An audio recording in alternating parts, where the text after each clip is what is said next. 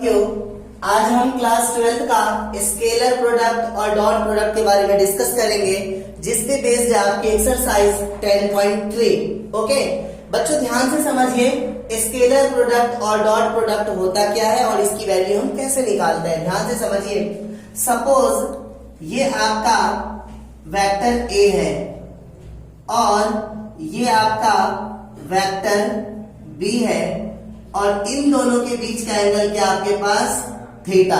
Okay, तो जो scalar product होता है आपका vector A dot vector B equal to magnitude of A into magnitude of B और cosine of theta. A dot B की value किसके इक्वल होती है? Magnitude of A into magnitude of B cosine of theta. Okay बच्चों, ध्यान से समझिए, magnitude of A ये आपकी स्केलर वैल्यू है, स्केलर वैल्यूज, और मैग्नीट्यूड ऑफ बी ये भी आपकी स्केलर वैल्यूज है। और थीटा की वैल्यू अगर आप पुट करो तो ये भी क्या होगा आपका एक कांस्टेंट होगा, that is scalar values.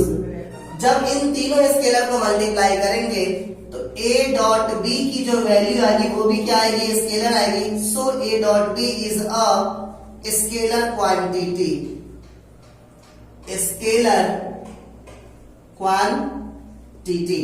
Okay, अब मेरी बात ध्यान से समझिए, थोड़ी कंक्लूजन की बात करेंगे। कंक्लूजन के अगर आपका थीटा एक्यूट होगा, इट्स मीन आपका थीटा 0 से ग्रेटर होगा और 90 डिग्री से क्या होगा? स्मॉलर होगा। तब ए डॉट बी की जो वैल्यूज होगी, ए डॉट बी की वैल्यू 0 से क्या होगी? ग्रेटर होगी। ओके, और अगर आपका थीटा ऑब्ट्यूस होगा,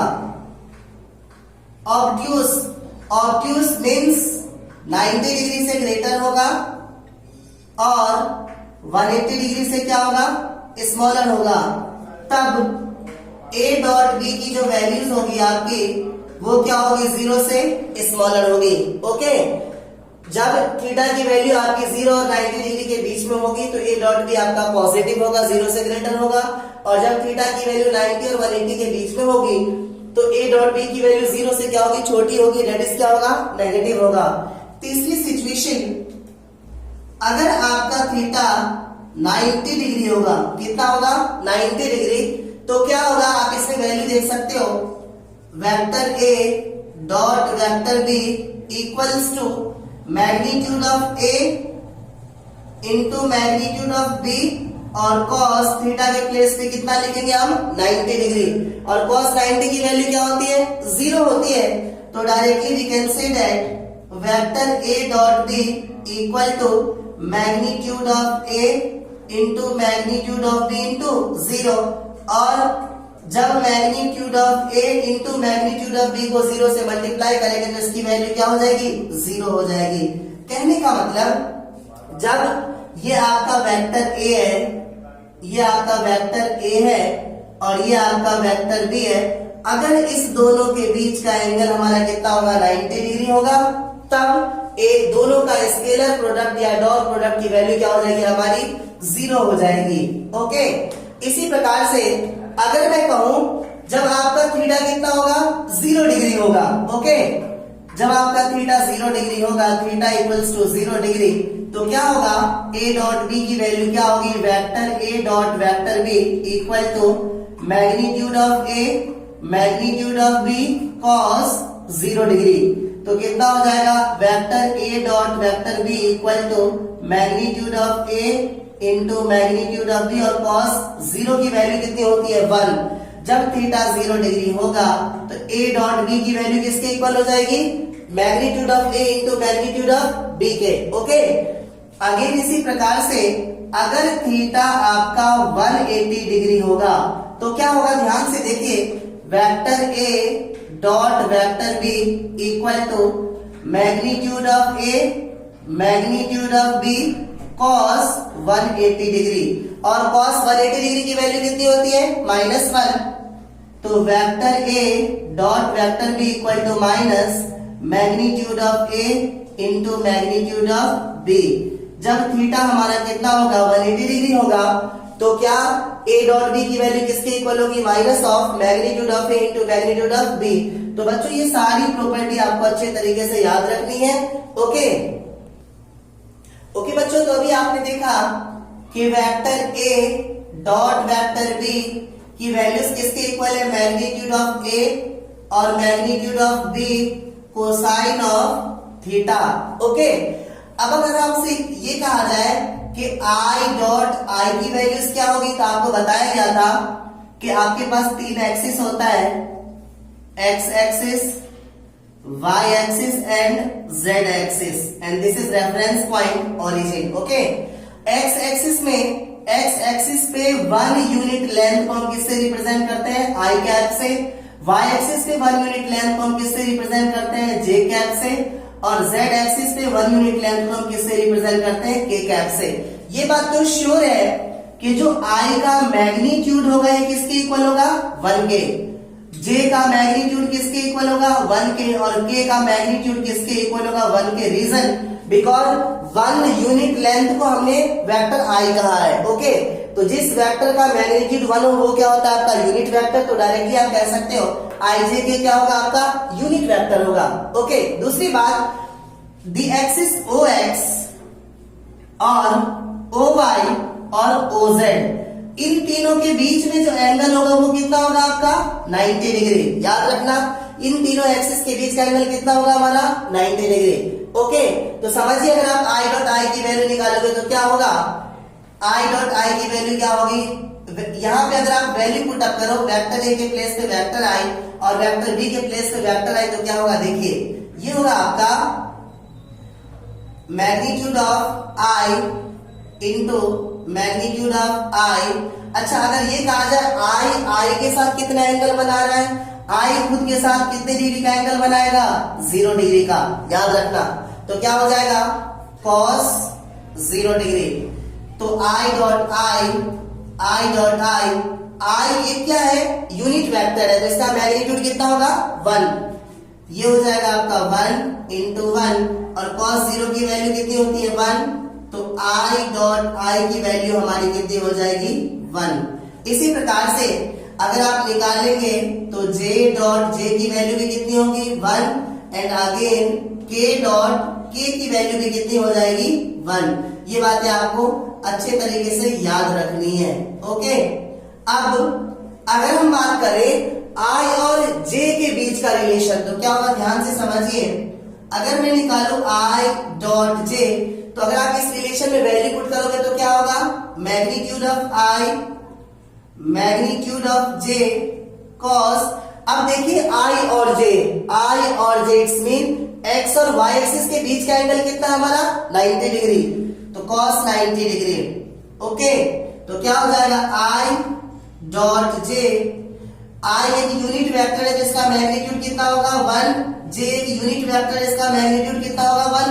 और cos 90 की वैल्यू हमारे पास क्या हो जाएगी? 0।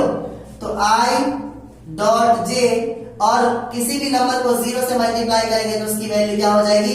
0 हो जाएगी। तो सिमिलरली आप कह सकते हो कि vector J dot vector K की वैल्यू भी क्या हो जाएगी? 0 हो जाएगी, और vector K dot vector I की वैल्यू भी क्या हो जाएगी? 0 हो जाएगी। तो आपको ये दोनों रिलेशन अच्छे तरीके से याद रखना है। ओके बच्चों, तो अगर आपसे ये कहा जाए कि vector A dot vector A की वैल्यूज बताओ, तो ध्यान से समझिए, अगर कोई वेक्टर A है तो ये खुद के साथ कितने डिग्री का एंगल बनाएगा? 0 डिग्री का। ओके, तो अगर आप A डॉट A की वैल्यू निकालेंगे तो क्या होगा? Magnitude of A again magnitude of A cos theta के प्लेस हमारी वैल्यू कितनी है? 0 डिग्री। तो A डॉट A की वैल्यू मैग्नीट्यूड ऑफ A को मैग्नीट्यूड ऑफ A से मल्टीप्लाई करेंगे तो क्या होगा? मैग्नीट्यूड ऑफ A का स्क्वायर, और cos 0 की वैल्यू कितनी होती है? 1।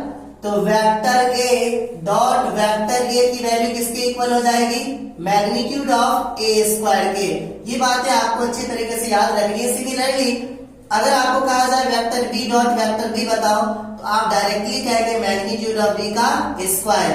Vector C dot vector C की वैल्यू बताओ, तो मैग्नीट्यूड ऑफ सी का स्क्वायर। ओके, एग्जाम्पल सपोज आपका वेक्टर ए गिवन आपके पास 2i plus 3j minus 4k और वेक्टर बी गिवन आपका 5i प्लस 2j और प्लस 3k, और मेरे को ये कहा गया कि vector a dot B find कीजिए।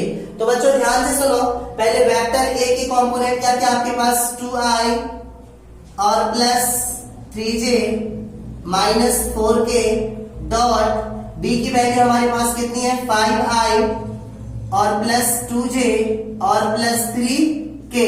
ओके, तो अब मेरी बात ध्यान से सुनो, आप क्या करोगे, इस 2i का डॉट प्रोडक्ट इस सब के साथ निकालेंगे हम, 5i प्लस 2j और plus 3k, again plus 3j का डॉट प्रोडक्ट किसके साथ 5i plus 2j plus 3k minus 4k का डॉट प्रोडक्ट 5i और प्लस 2j और प्लस 3k के साथ। तो देखो सुनो, आपको अभी क्या बताया गया था कि i डॉट i की वैल्यू 1 होती है और j डॉट j की वैल्यू 1 होती है, k डॉट k की वैल्यू क्या होती है 1 होती है, और i डॉट j की वैल्यू 0 होती है, j डॉट k की वैल्यू 0 होती है और k डॉट i की वैल्यू क्या होती है 0 होती है। तो मेरी बात ध्यान से सुनो, अगर आप इसका डॉट प्रोडक्ट निकालोगे i का i के साथ, तो i डॉट i की वैल्यू कितनी होगी 1 और 2 5 से कितना होगा